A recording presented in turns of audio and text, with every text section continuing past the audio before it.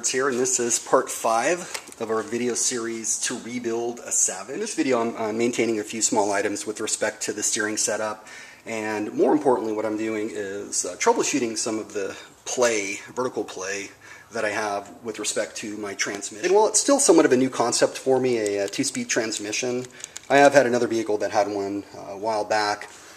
I'm really enjoying learning about it and the different tuning options, if you will, for it. I don't think I'm quite there yet concerning best practices for it, but you know, there's only one way to learn, and that's by doing. I've had this Savage now for about a year. I don't think really even a year yet.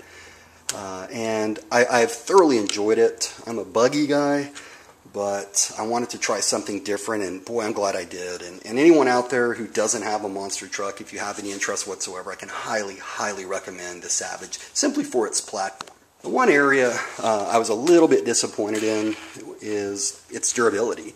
You know, you hear it all the time, the Savage, man, it's tough as nails and all that, and for ready to run, I would say it certainly is, but there are some areas that require some attention, and that's not different, you know, for really any sort of RC car, unless you get something, you know, very high end, such as this monster right here. I mean, this was twice as expensive, but it's probably 3 times more durable.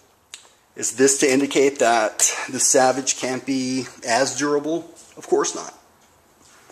The platform, as I noted, is extremely popular, so there's a lot of different parts with it. There's a lot of knowledge sharing on this vehicle, so I'm trying to, you know, work all that into my rebuild on this, and I think I'm getting very close. I named it the Beast, and I expect it to live up to its name. This is what I want out of this vehicle. I want it to be a beast.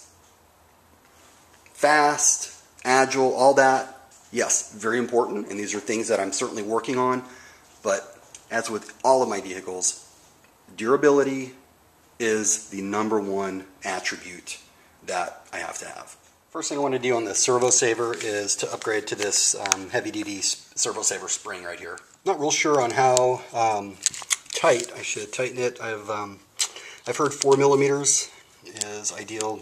I went ahead and set it to about 5 millimeters. I'd rather have it a millimeter too tight than a millimeter not tight enough. Next thing is this Servo horn right here. I'm going to go ahead and replace it with a aluminum one. And while the horn is threaded, I went ahead and captured it with the nylon nut, so it's not coming off now. And additionally, I'm converting all the screws to hex. I'm using the Tony screw kit. So I decided to go ahead and switch to the HD outdrives here in the front. I've also put some in the rear as well.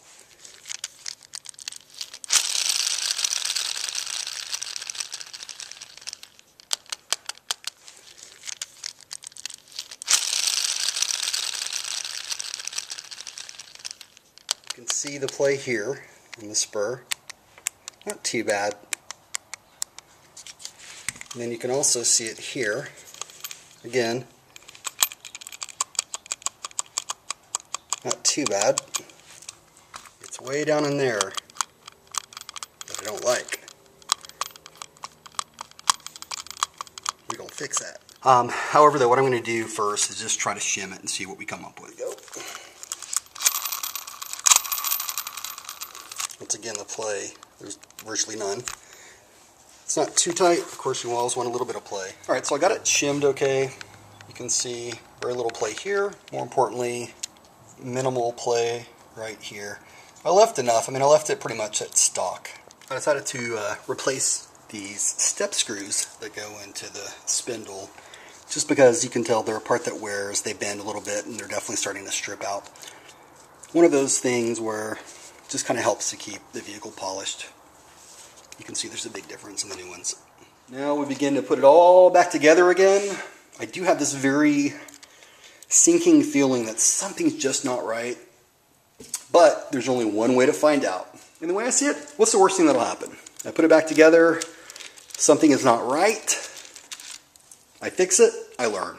And I love, love, love the fact I'm converting everything from standard to hex via the Tony screw set. I'm getting better at this. It's all about learning the design and learning how to be the most efficient you can be, and I found different things where I say, you know what, if I did it that way, it would have been faster, but you got to be very, very methodical at a minimum when you're going and taking stuff apart for the very first time. Now what we'll do is we'll give it the all-important roll test.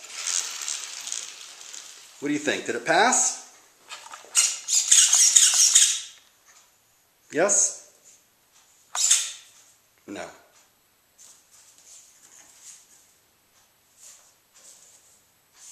And unfortunately, I don't have footage of us running it, but we took it out to the scene of the crime where we had it out last time, and Andrew was complaining, this setup sucks. And this time it was a whole different experience. It ran fine, it turned well, you know, we weren't flipping over, any of that good stuff. So I was very satisfied with it. However, there are two very small issues. First one is I keep losing, it's actually on this side, this little E-clip. And it's no big deal. I mean, I've got others. I guess what was concerning is I wasn't even bashing and it came out somehow. I've also learned that either there's thick ones and thin ones, or they begin to wear. So I put a brand new one in it. We'll see if it holds up. The other side of the equation is shifting.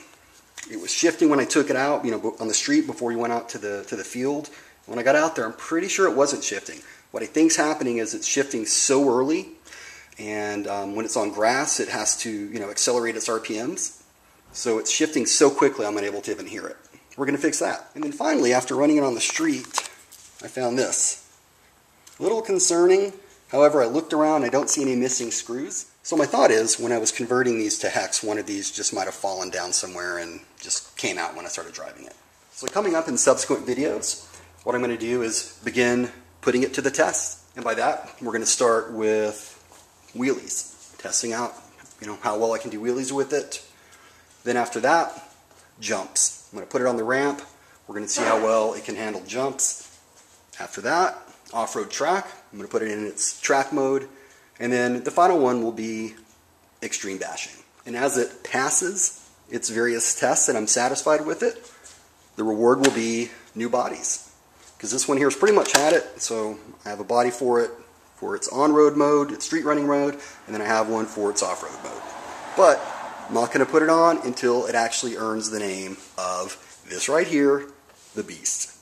It's very close, and there's no doubt in my mind it will get there. Thanks so much for watching, guys, and I hope you have a great day.